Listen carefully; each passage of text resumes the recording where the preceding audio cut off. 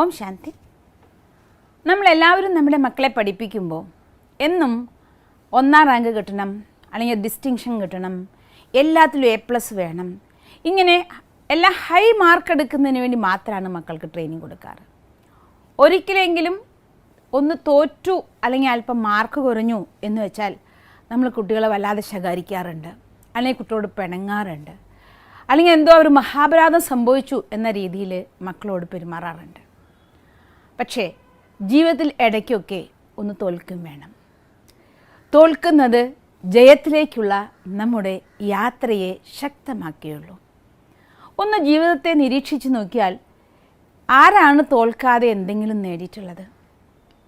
ഇന്ന് നമ്മളെല്ലാവരും സ്വസ്ഥമായി നടക്കുന്നു.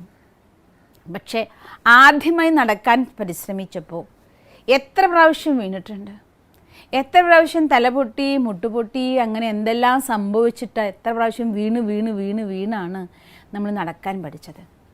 അപ്പോൾ ജീവിതവും എന്ന് പറയുന്നത് ഒരുപാട് വീഴ്ചകളിൽ നിന്ന് പിന്നെയും ഉയർത്തെഴുന്നേറ്റ് ലക്ഷ്യത്തിലേക്ക്, വിജയത്തിലേക്ക് യാത്ര ചെയ്യാനുള്ള ഒന്നാണ്.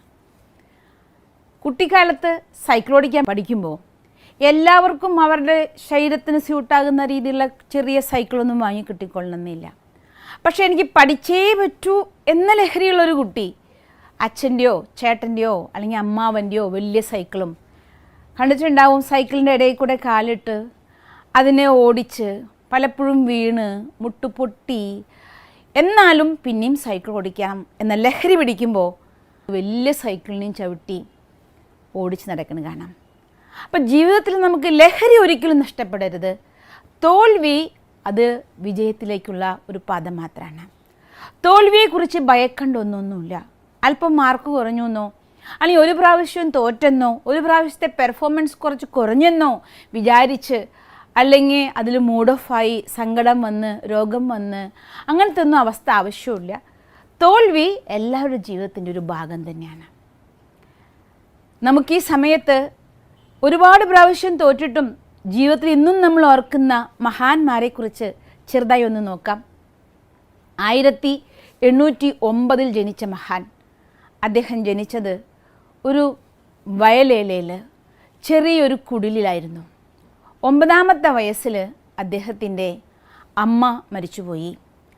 1831 അദ്ദേഹത്തിൻ്റെ ജോലി പോയി. 1832 അദ്ദേഹം ഇലക്ഷൻ നിന്ന് തോറ്റുപോയി. 1833 അദ്ദേഹത്തിൻ്റെ ബിസിനസ് പൊളിഞ്ഞുപോയി. 1835 ആയപ്പോഴേക്കും അദ്ദേഹത്തിൻ്റെ ഭാര്യ മരിച്ചുപോയി. 1836 അദ്ദേഹത്തിന് നെർവസ് ബ്രേക്ക് ഡൗൺ വന്നു, പൂർണ്ണ രോഗിയായി. പക്ഷേ പിന്മാറിയില്ല. നിരന്തരം അദ്ദേഹം പ്രവർത്തനോന്മുഖമായിക്കൊണ്ടിരുന്നു, പ്രവർത്തിച്ചുകൊണ്ടേയിരുന്നു. 8 പ്രാവശ്യം ഇലക്ഷനിൽ തോറ്റു, 2 പ്രാവശ്യം ബിസിനസ് തകർന്നു. എന്നിട്ടും തളരാതെ പ്രവർത്തിച്ചു കൊണ്ടിരുന്നു. അവസാനം 1860 ഇലക്ഷനിൽ ജയിച്ചു. അമേരിക്കൻ പ്രസിഡൻ്റായി തിരഞ്ഞെടുക്കപ്പെട്ടു. Abraham Lincoln. ഇന്നും എല്ലാവരും ഓർമ്മിക്കുന്ന ആ മഹാൻ ജീവിതത്തിൽ എത്രയോ പ്രാവശ്യം തോറ്റു.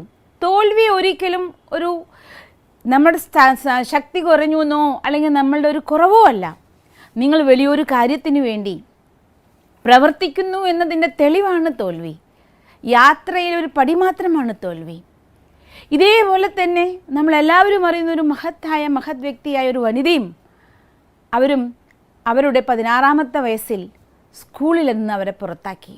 25ാമത്തെ വയസ്സിൽ അവരുടെ അമ്മ മരിച്ചുപോയി. 26ാമത്തെ വയസ്സിൽ അവരുടെ വിവാഹം കഴിഞ്ഞു.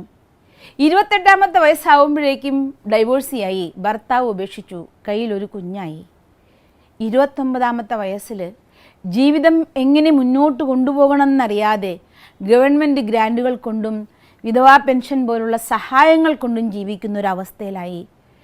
30ാമത്തെ വയസ്സാവുമ്പോഴേക്കും എനിക്കിനി ജീവിക്കേണ്ട, ആത്മഹത്യ ചെയ്താൽ മതി എന്ന് ചിന്തിച്ച് വിഷമിച്ച് ദുഃഖിച്ചൊരു വനിത 31ാമത്തെ വയസ്സിൽ അവരൊരു പുസ്തകം എഴുതി. ആ പുസ്തകവുമായി പ്രസിദ്ധീകരിക്കാൻ അനേക ആളുകളുടെ അടുത്ത് ചെന്നു ചേർന്നു. എല്ലാവരും നിരസ്കരിച്ചു. ആരും പ്രസിദ്ധീകരിക്കാൻ തയ്യാറായില്ല. ആ വനിത ആ എഴുത്തുകാരി 1935 അന്നത്തെ ആ വർഷത്തെ എഴുത്തുകാരിയായി മാറി. അവരുടെ പുസ്തകം 1942 ഗിന്നസ് ബുക്കിൽ സ്ഥാനം അവർക്ക് നേടിക്കൊടുത്തു.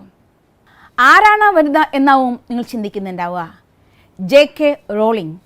ഹാരിസ് പോട്ടർ എന്ന് പറയുന്ന ആ പുസ്തകം എഴുതിയ, ഹാരിസ് പോട്ടറിൻ്റെ സീരീസ് ഇറക്കിയ ആ വനിത തൻ്റെ പുസ്തകം പ്രസിദ്ധീകരിച്ച് 24 മണിക്കൂറിനുള്ളിൽ 1 കോടി കോപ്പികൾ വിറ്റഴിഞ്ഞു. അതിൻ്റെ പേരിൽ അവരുടെ പുസ്തകവും അവരുടെ പേരും ഗിന്നസ് ബുക്കിൽ വന്നു.